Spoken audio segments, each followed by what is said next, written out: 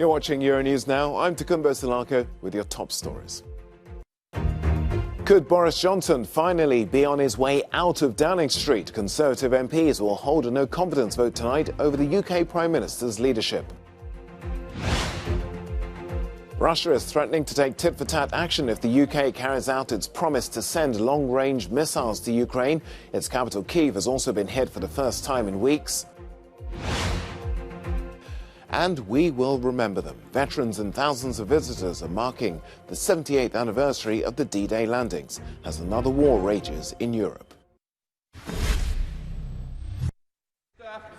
A day of destiny for Boris Johnson. After months of deepening scandals and growing discontent among his party, the British Prime Minister is to face a vote of confidence from Conservative MPs today.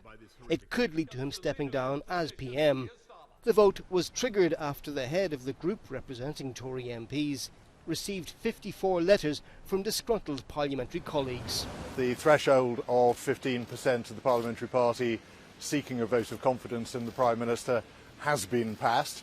Therefore, a vote of confidence will take place within the rules of the 1922 committee. That vote will take place this evening in the House of Commons between 6 and 8 o'clock, and we will announce the result shortly thereafter. Boris Johnson's popularity has plummeted since revelations of parties in Downing Street that broke lockdown rules, one of which resulted in a fine for the Prime Minister. If he loses the confidence vote, Johnson will face a leadership challenge. His days as UK leader could be numbered. President Volodymyr Zelensky travelled to the Zaporizhia region in Ukraine's southeast on Sunday, making only his second public visit outside the Kyiv area since the war began. He met with internally displaced Ukrainians. Zaporizhia is now partly under Russian control. Back in the capital, the railway infrastructure appears to have borne the brunt of Russian missile strikes in the early hours of Sunday morning. However, the Kremlin claims to have targeted a site storing tanks supplied by Europe. Kyiv was hit for the first time in months, having largely been spared recently as Russian forces concentrate attacks on Donbass and eastern Ukraine. But Russian President Vladimir Putin has vowed to extend his targets if the West carries through with its promises of sending longer-range weapons to Ukraine. Despite the warning, Britain says it's going ahead with sending Ukraine such a shipment of rocket artillery, which are more modern than those currently being operated by its troops. In the meantime, as Moscow continues to throw all its power into capturing the Donbass, one of its airstrikes struck in the eastern city of Druskivka, destroying buildings and leaving at least one person dead.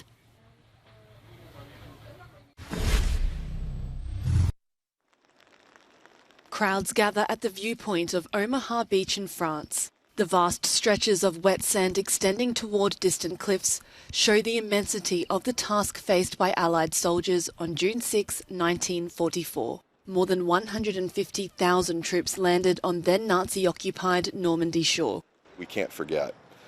We can't forget what happened 78 years ago. And, we're seeing it happen in some ways again. And so people need to open their eyes, and I don't think what's happening in Ukraine is, I don't think people are confused by what's really happening there, especially when certain terms are being used that, brings up and evokes the past in ways that are not appropriate. We're now showing our respects at the site here, and to give the grandchildren a sense of what World War II was like, the sort of scenery where they landed on the beaches, and the amount of people that have given their lives to sacrifice, for the freedom of everyone. Monday marks 78 years since the largest seaborne invasion in history. Each year, ceremonies are held across Normandy to pay tribute to the achievements and sacrifices of those who fought there.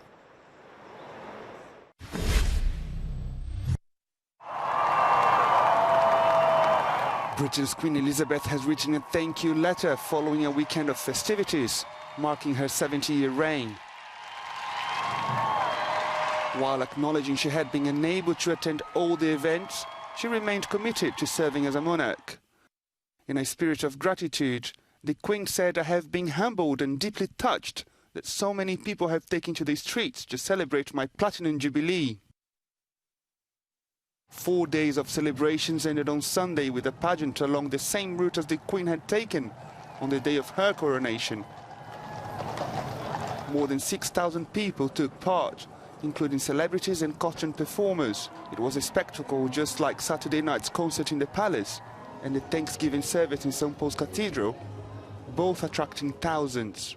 It was very exhilarating, a once-in-a-lifetime experience, especially when we actually got to see the Queen come out on the balcony. That was just, everyone around me was crying, especially singing the anthem. Didn't expect to see her today because she was not very well, I suppose, but yes, absolutely great to see her.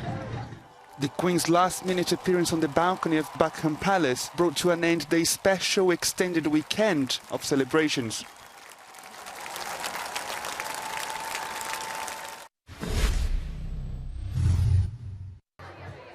Well, I'm here at one of thousands of street parties taking place across the UK. Despite the chilly weather, people gathering to celebrate Her Majesty's 70 years on the throne. And it's been an incredible 4 days of celebration.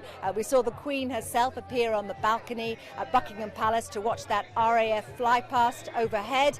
She led the lighting of the beacons, beacons lit all across the country and across the Commonwealth too, to honour that 70 years on the throne.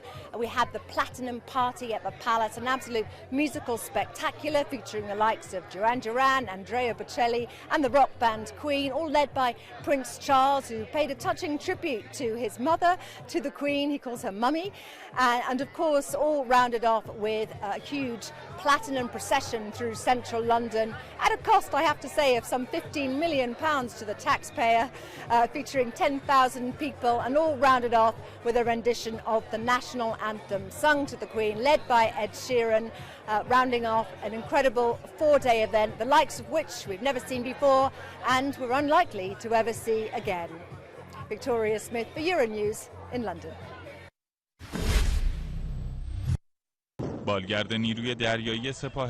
This is the moment Iranian Revolutionary Guards seized 2 Greek oil tankers in the Persian Gulf last month. The country's supreme leader says it's in retaliation for the role Athens played in the US seizure of crude oil from Iranian-flagged tankers that same week. This because of a violation of sanctions imposed by Washington in Tehran. Iranian oil was stolen off the coast of Greece, and then the brave soldiers of the Islamic Republic made up for it by seizing the enemy oil ship.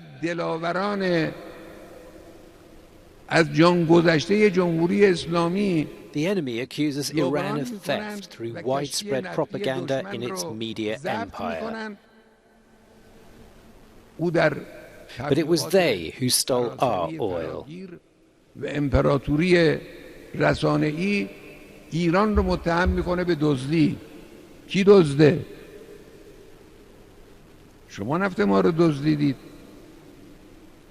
The seizures have escalated tensions between Iran and the West after talks in Vienna on the nuclear deal have been stalled. Since the deal's collapse, Iran has a rapidly growing stockpile of enriched uranium. It insists its current nuclear program is for peaceful purposes. But United Nations experts and Western intelligence agencies say they're mindful Iran had an organised military nuclear program through 2003.